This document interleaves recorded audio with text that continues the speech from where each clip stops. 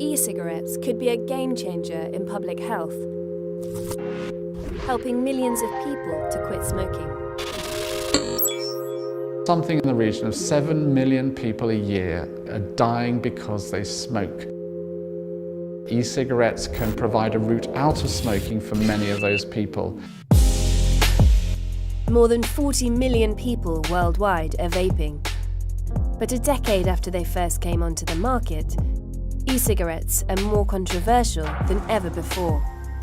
There was yet another death connected to the use of e-cigarettes. Nicotine exposure during adolescence can uniquely harm the developing adolescent brain. 30 countries have banned e-cigarettes outright, but the facts have gone up in smoke.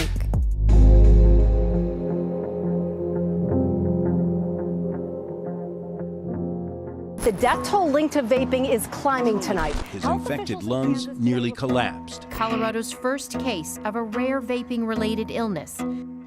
America has been in the grip of a health scare over e-cigarettes because of a deadly outbreak of what is being called EVALI. EVALI is an electronic cigarette or vaping product use associated lung injury. People were complaining of respiratory symptoms, really having trouble breathing, and in some cases it was fatal. Since April 2019, 60 deaths and over 2,500 hospital cases have been reported in America. The American Medical Association and the Centers for Disease Control advised the country's 11 million vapers to quit. 7 states proposed partial or total bans. Some politicians called for a national ban on all e-cigarettes. Yet the health scare isn't down to nicotine-based vaping, but illicit cannabis vaping products. Tetrahydrocannabinol, THC, is the ingredient in cannabis that makes you high. And so people have been vaping THC for a long time, but at some point vitamin E acetate was cut in with THC, and that became a contaminant that people were inhaling. Vitamin E acetate thickens the THC and makes it seem like it's more high quality than it actually is. There are over 40 million vapers across the world, but this outbreak of EVALI is unique to America. In the United States, you've got a market that is really not well regulated. It's possible for manufacturers to put these dangerous chemicals into the liquids. But in addition to that, you've got this varied legalization of cannabis and heavy usage of cannabis oil. Put the two together and you've got a very dangerous situation. The misconception that this EVALI outbreak is caused by vaping nicotine products could have dire consequences. Globally, more than 8 million people die every year from smoking tobacco, but also inhaling secondhand smoke. Almost 500,000 of these in America alone. Come to where the flavor is. Come to Marlboro country. The concern is that e-cigarette users who have used an e-cigarette to stop smoking will go back to smoking. If that happens, many lives will be lost. There's a fair chance I'd be dead right now if it wasn't for electronic cigarettes. I started smoking when I was 9. I smoked for 41 years, the last 30 of those trying to quit. I poked my head in the door here at 906 Vapor, and 20 minutes later I walked out a non-smoker. Then, Mark Sliss went one step further.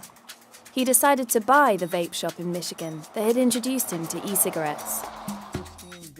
My customers come from a wide variety of backgrounds, ages. The average customer is a middle-aged professional, but they do have one thing in common, and that's a desire to quit smoking. Do you want another? Yeah, I'll get another.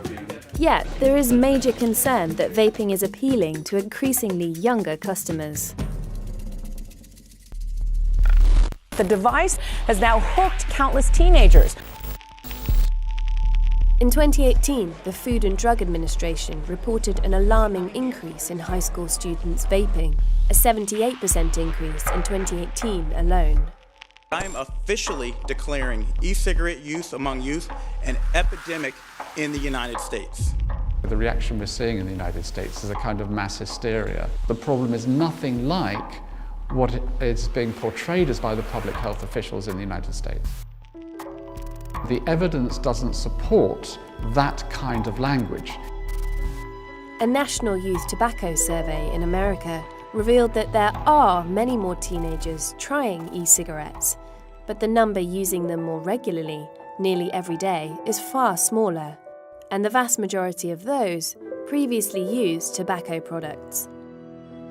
What you see is actually that among never smokers, e-cigarette use is rare.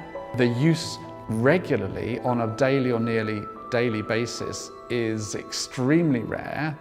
And among all of those, the reports of cravings and signs of addiction is very small.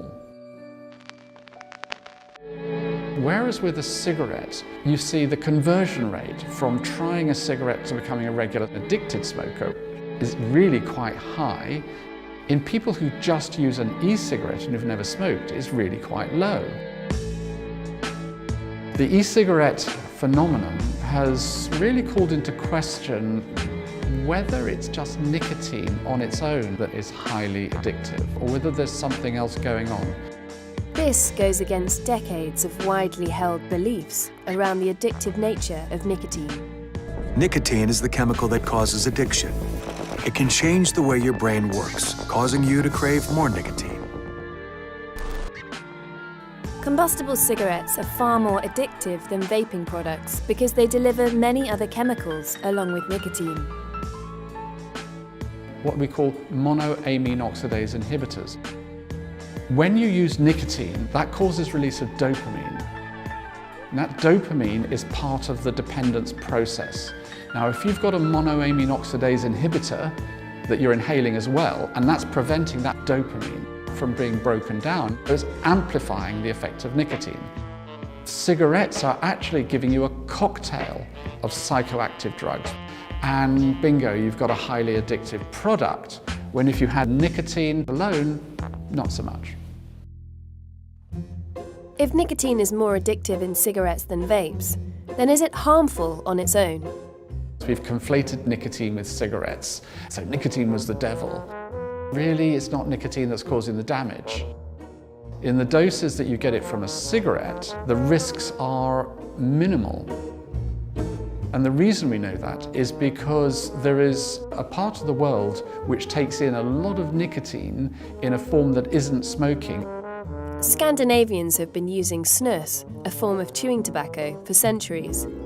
Frequent users receive high concentrations of nicotine on a daily basis for decades. Now, if nicotine were causing the kind of consequences that smokers suffer from, we would definitely see it, and we don't see it. But the myth still persists. It's a myth that is driving health campaigns in America and around the world, especially focusing on teenagers. Scientists say it can change your brain. There's a narrative going around now, born out of the United States, around nicotine being damaging to the adolescent brain. This is based on studies in animals in their version of the adolescent stage of development, but the epidemiology itself is not backing up what they are trying to assert. People have been using nicotine for centuries.